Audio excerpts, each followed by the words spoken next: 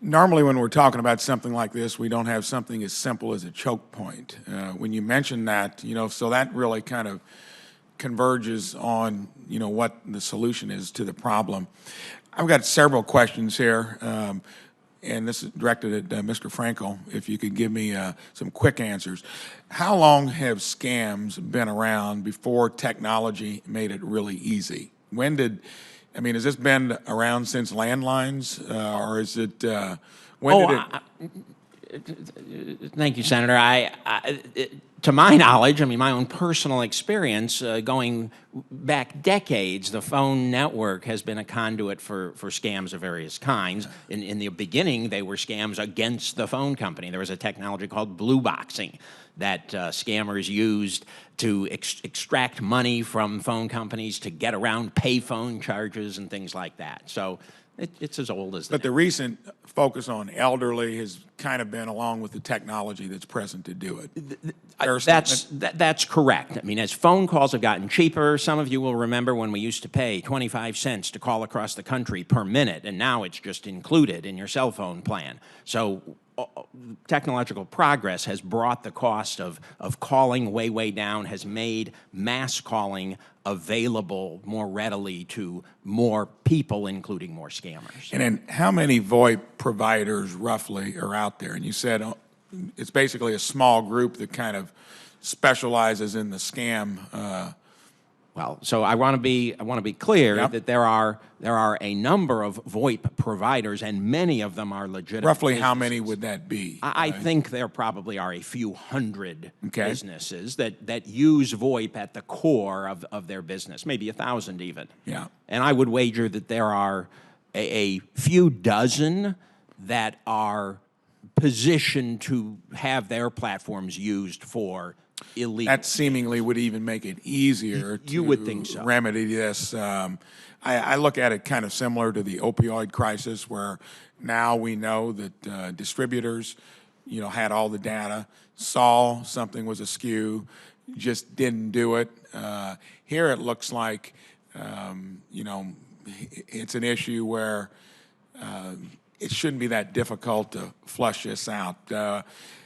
Next question would be, is any third party taking an interest in actually going after these couple dozen scammers? In the same way, when you need help, you generally have someone there that's going to help out the victim that's made this a mission. Is anybody out there trying to help the elderly that's getting scammed outside of the families?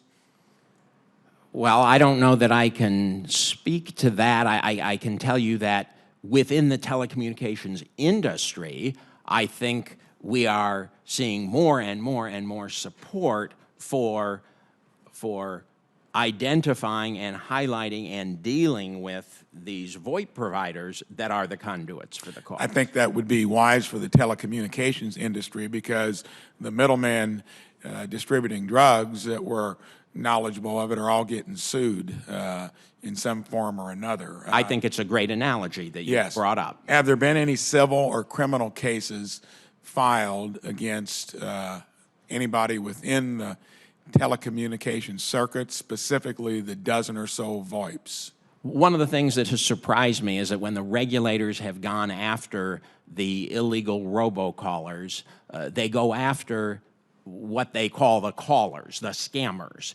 And in fact, if you read the indictments and the other notices, they don't name who the VoIP providers are that enabled that to happen. Now we're seeing a shift. I have just this week been talking to enforcement authorities in this town, and they do have license revocation authority. They do have injunctive authority, and I am very I haven't hoping used it.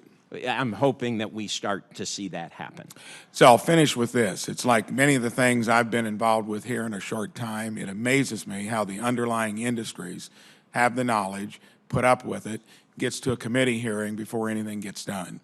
I would say, like I've admonished the healthcare industry when it comes to fixing itself in general, the telecommunications industry and VoIP ought to be concerned. And it's surprising to me that they haven't been taken to task already. That's disappointing. That they are concerned, and I think we are rallying the troops. Thank you.